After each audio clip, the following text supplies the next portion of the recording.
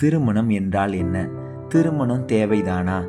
இப்போ இருக்கிற வாழ்க்கைக்கு திருமணம் அவசியமானதானா? முன்னாடி மாதிரிலாம் இப்போ இருக்கிற வாலிபர்கள் இல்லைப்பா. திருமணம் வேணாம், இன்னும் கொஞ்ச நாள் சிங்கிளாக என்ஜாய் பண்ணுறேன், இன்ட்ரெஸ்ட் இல்லை, கல்யாணம் பண்ணாதான் வாழ முடியுமா என பல காரியங்களை சொல்கிறாங்க. திருமணம் என்பது கடவுளின் திட்டம். ஆதியாகமம் 2ஆம் அதிகாரம் 18ஆம் வசனத்தில் ஆண்டவர் சொல்லியிருக்கிறாரு, ஆதமுக்கு ஏற்ற துணையை ஏற்படுத்துவேன்னு சொன்னார். இந்த திட்டத்தில் முக்கியமான காரியம் என்னன்னா, 3 நபர்களுக்கு இடையிலான நடக்கிற அக்ரிமெண்ட் தான். தேவன், கணவன், மனைவி மூவருக்கு இடையிலான ஒரு உடன்படிக்கை.